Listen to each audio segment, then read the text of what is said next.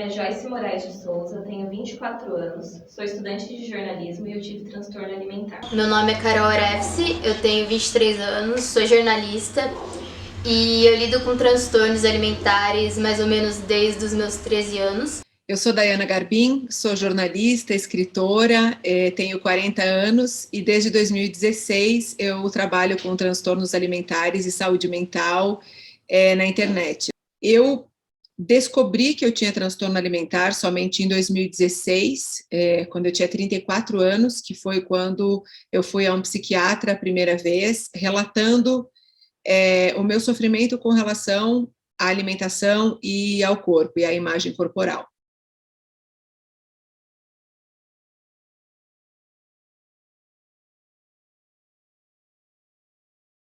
Bom, a minha história com transtorno alimentar, ela começou ainda praticamente na infância, porque desde quando eu era criança eu sempre ouvi em reuniões de família, qualquer coisa que eu estava com a minha família, que eu estava gordinha. E aquilo, eu não conseguia expor o quanto aquilo me fazia mal, mas aquilo eu acredito que já foi o início do que veio mais tarde. Porque conforme eu fui crescendo, isso não melhorou. Cresci com a minha família medindo o meu corpo. E não só o meu corpo, mas o corpo das minhas primas. E isso desde o cabelo até a menstruação, até o quanto você ganha de peso, quanto você perde de peso.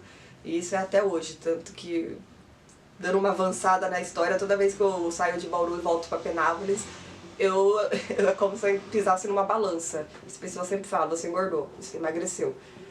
E normalmente isso me atinge. Quando eles falam, você emagreceu, eu fico, legal. Mas quando eles falam, você engordou, às vezes eu não engordei de fato.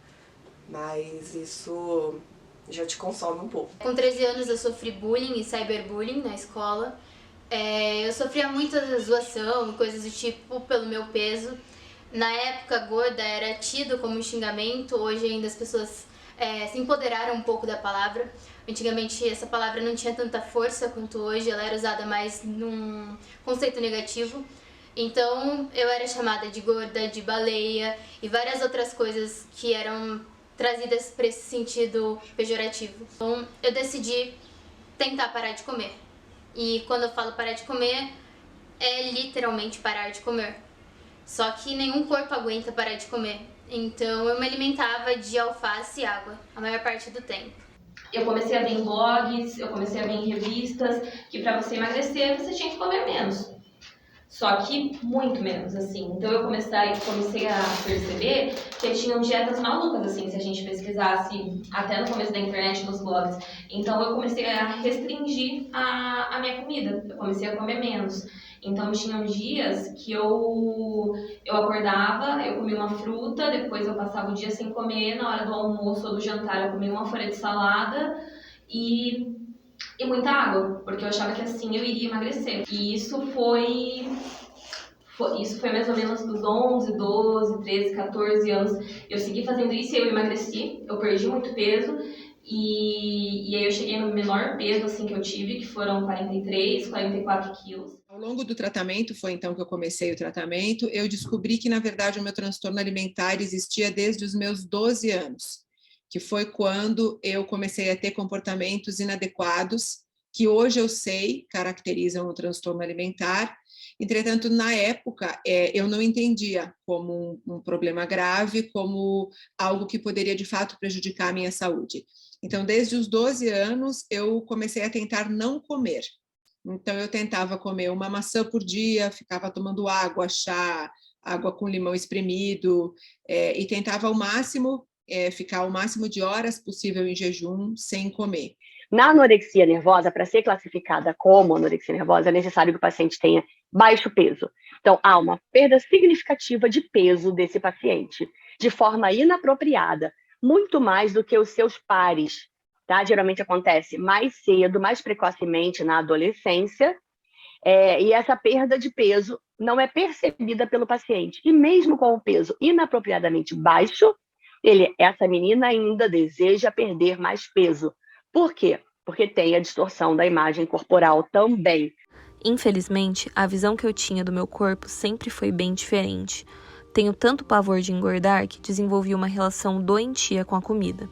A hora das refeições era uma tortura. Eu queria devorar tudo que estava na mesa, até mesmo o que havia no prato dos outros. Por outro lado, não queria comer para não engordar. Eu sempre tive uma relação complicada com a comida, assim. Eu sempre vi ela como um acalanto, um abraço, algo assim. Então, sempre que estava feliz, eu recorria a ela. Sempre que estava triste, recorria a ela.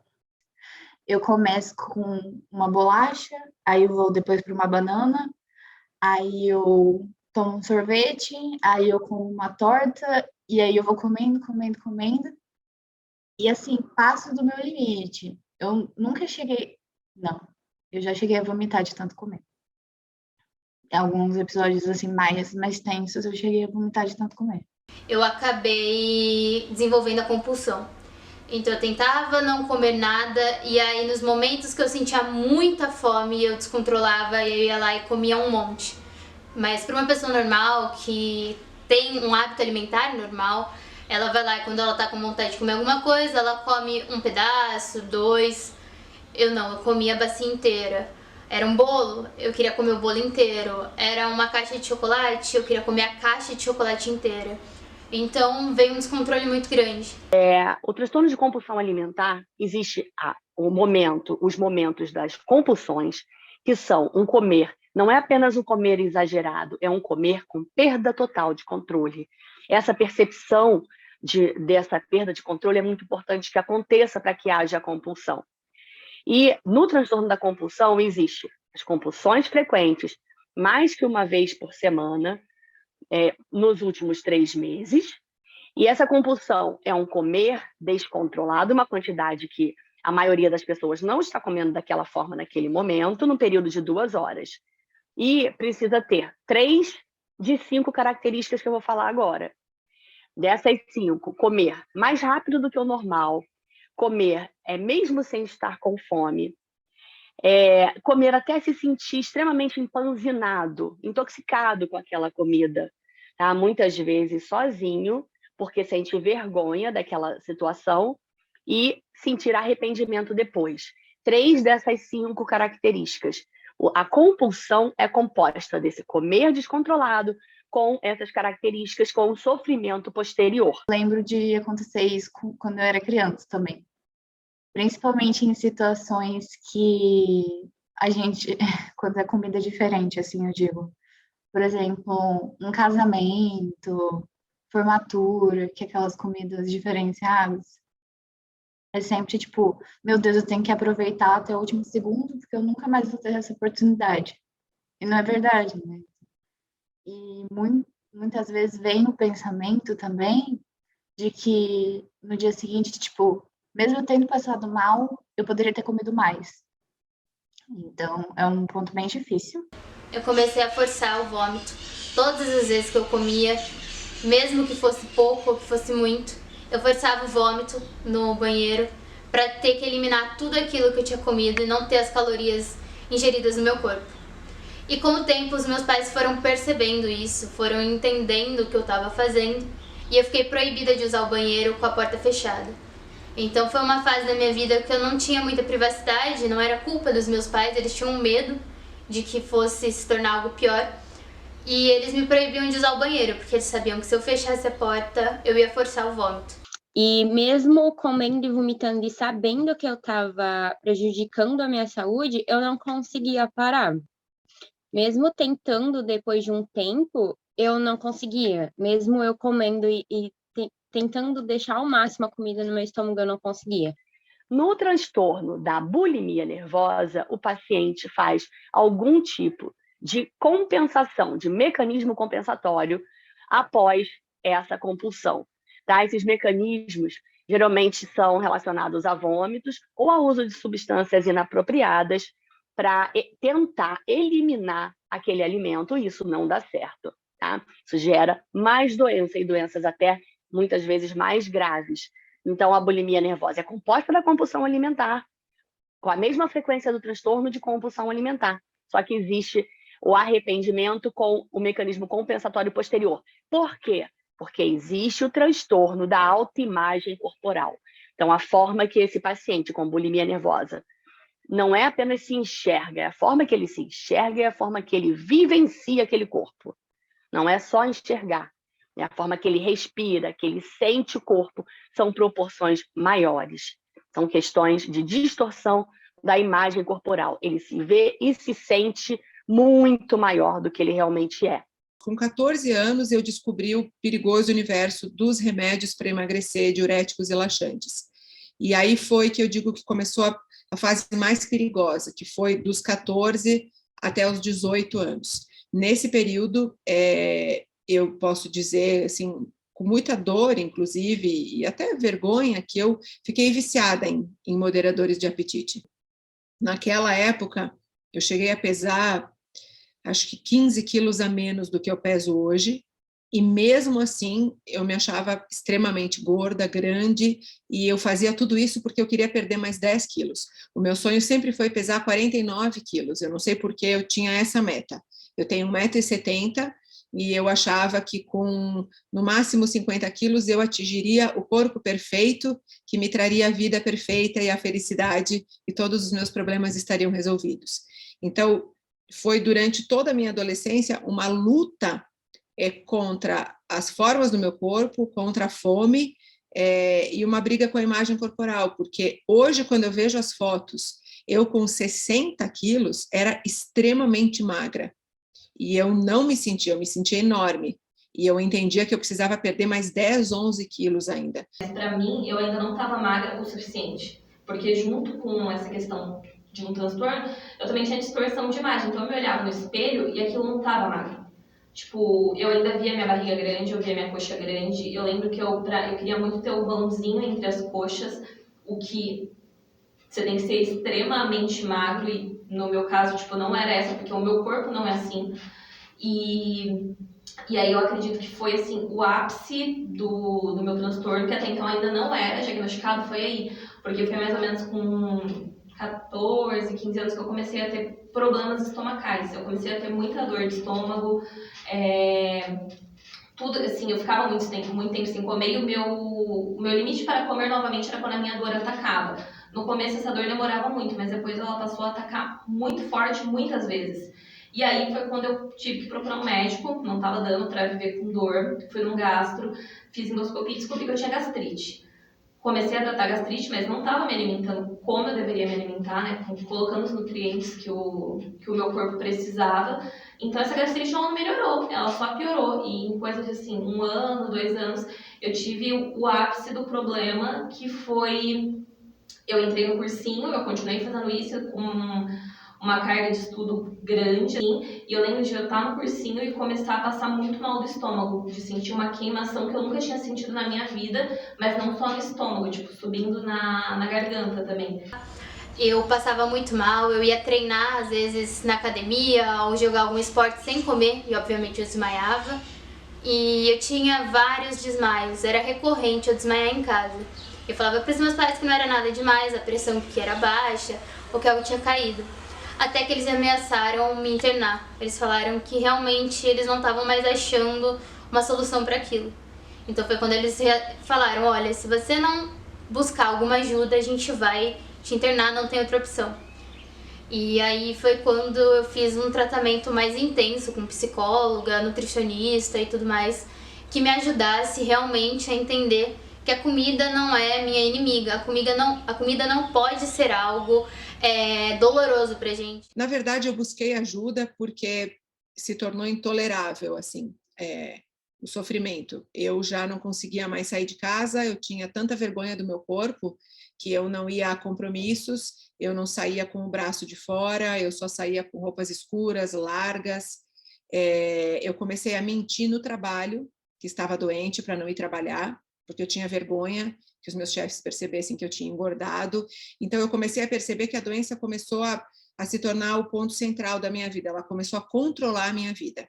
E aí, de fato, eu percebi que tinha alguma coisa muito errada, e o meu marido me ajudou muito nesse processo. Ele me mostrou que todos esses comportamentos não eram normais, que eu não podia deixar de ir a um casamento, a uma festa de um amigo, por vergonha do meu corpo, ou por medo de não conseguir me controlar diante de um buffet de comida.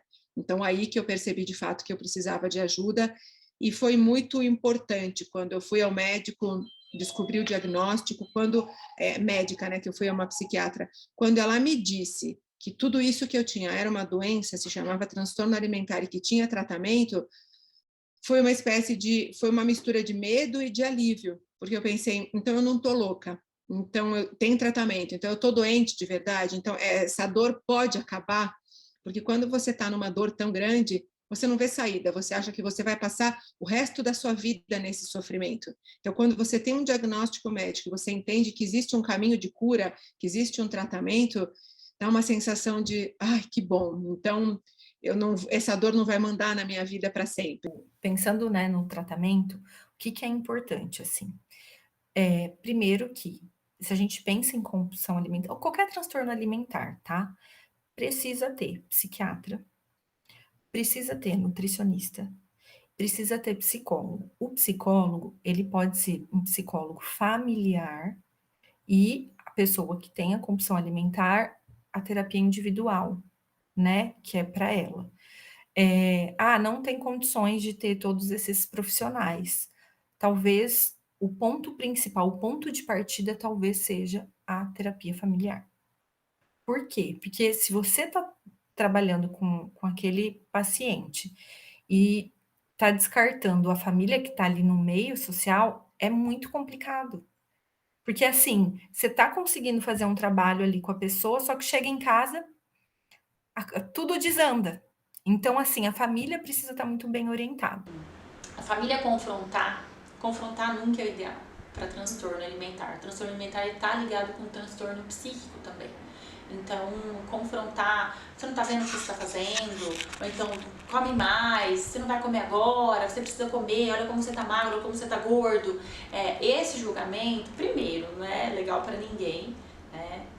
Baseado já nesse princípio, já não é interessante, e ainda mais em casa, que é onde você muitas vezes vai mostrar ali uma dor, uma dificuldade, você tem um espaço para isso.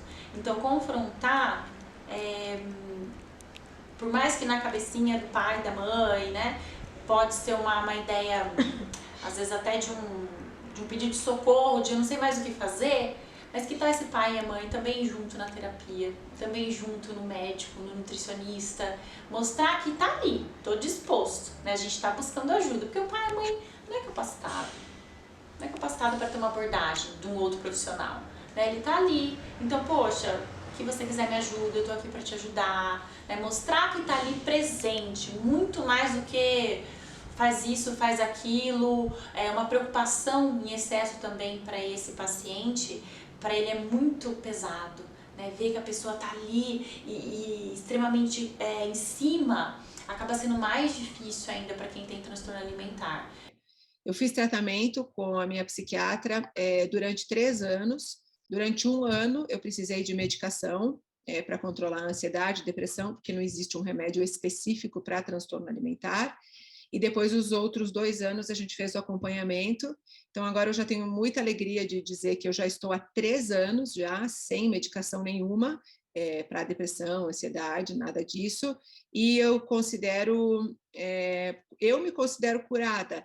Os médicos falam em remissão, né, quando a gente fala de transtorno alimentar, porque eu tenho hoje em dia uma relação muito mais tranquila com a alimentação, com o meu corpo. Eu engravidei, tive a minha filha, e o corpo não foi uma grande questão durante esse período todo. Então, eu tenho muita alegria de dizer que eu me sinto curada. Entretanto, eu sei que o ponto alimentação e corpo talvez seja uma questão delicada para toda a minha vida. Então, eu sei que eu preciso me cuidar nesse aspecto, ter sempre um ponto de atenção nessa minha relação com o corpo e com a alimentação. O que eu lembro foi a tentativa de introdução alimentar bem leve desses alimentos que eu precisava voltar. Então, inicialmente com coisas tipo papinha, sopinha, essas coisas assim, bastante água, esse tipo de coisa. E aí depois, aos pouquinhos, zero exercício, não tinha condições de fazer exercício. E aí depois que foi realmente voltando, os alimentos foram começando a ser introduzidos para eu conseguir entender que aquilo era algo que eu poderia comer, que não ia causar nenhum dano.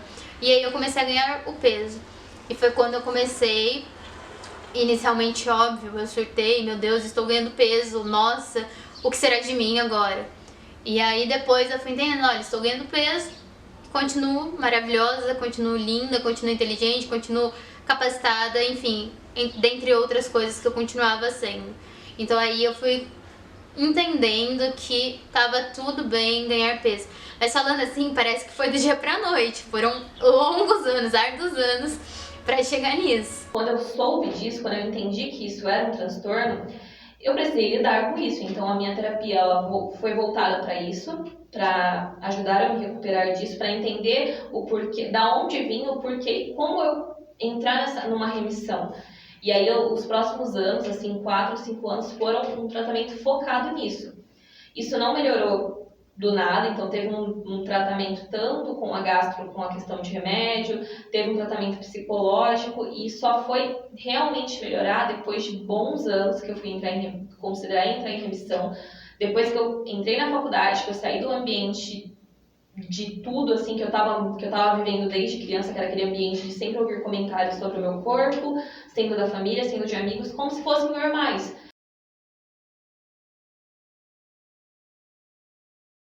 Gostaria de dizer para todas as pessoas que estão assistindo a gente agora e que têm alguma dor com relação ao corpo e à alimentação, busquem ajuda. Não importa se você não tem um diagnóstico de um transtorno alimentar, você sabe a dor que você está vivendo, você sabe a guerra que você vive todos os dias, a cada refeição, ou a cada momento que você tenta não comer. Você sabe a dor que é escolher uma roupa para esconder o corpo que você se envergonha. Você sabe a dor que é ter no seu guarda-roupa inúmeras roupas que você não tem coragem de usar, porque você acha que você não tem o corpo adequado para isso. Ninguém sabe do tamanho da sua dor, só você. Então, por favor, não tenha vergonha de buscar ajuda. Essa é uma dor digna de ser tratada. Você não precisa ter vergonha de ter um transtorno alimentar. E eu sei que quando a gente tá passando por isso, a gente acha que é o fim do mundo, porque realmente pra gente é quando a gente tá nisso. A gente não enxerga a saída, a gente não enxerga ajuda e a gente acha que ninguém vai entender. Mas existem outras pessoas que passaram pelo mesmo, que passam pelo mesmo e existem profissionais qualificados que vão conseguir ajudar com isso. Então, não busquem ajudas na internet, não busquem ajuda com pessoas que não têm informação sobre isso, não têm estudos sobre isso. Vão realmente procurar ajuda com pessoas que têm capacidade, capacitação para falar sobre isso. Porque são pessoas que vão ajudar, que vão estar preocupadas com vocês e saibam que vocês não estão sozinhas nessa. Um conselho que pode ficar para quem está passando por esse momento de transtorno alimentar, primeiro é buscar falar, não guardar isso para si, buscar imediatamente, aos primeiros sinais, a primeira suspeita, falar com alguém, uma pessoa de confiança sua. Por quê? Você pode não estar capaz ainda de procurar ajuda profissional, mas essa pessoa pode te alertar dessa necessidade, tá? E, se é possível, buscar o mais rápido a ajuda profissional, tá? Não guarda para você, porque sozinho é muito mais difícil de resolver. São doenças graves que precisam de apoio. Fala com a sua família, com o mais próximo. Se estiver havendo uma situação disfuncional na família, buscar alguém externo, né, mas que seja um grande amigo, que você possa se abrir e que possa ver de fora a situação que você está distorcidamente vivenciando, distorcidamente sentindo. A pessoa de fora consegue, muitas vezes, te ajudar. Então, buscar imediatamente ajuda. Um outro conselho é para quem está com um ente querido em casa, passando pelo transtorno alimentar. Então, o apoio, né? Entender que é uma doença psiquiátrica, de fundamento psiquiátrico, uma desregulação no centro de recompensa. Então, essa paciente precisa de ajuda, acolhimento, né? Em falar que você entende o que ela está passando, não fazer comentários sobre o corpo, nem de gorda, nem de magra. E ajudar essa pessoa, ajudar nesse momento a distrair de questões corporais. Então, revistas, livros que sejam focados nessa área, documentários, tirar essa pessoa desse meio, naquele momento agudo da doença, né? Os links, as redes sociais, vamos seguir esses outros perfis que são mais relacionados à autoestima, a questões relacionadas à leitura, a livros, a outras coisas que não moda e corpo, dar essas sugestões, né? E para quem não está lidando com o paciente com transtorno alimentar, mas para a população geral, vamos evitar de comentar sobre o corpo alheio e sobre o seu próprio corpo, até mesmo, né? Vamos falar de outros temas. O nosso corpo é a nossa casa e pertence só a nós mesmos. E aquele corpo daquela outra pessoa é dela.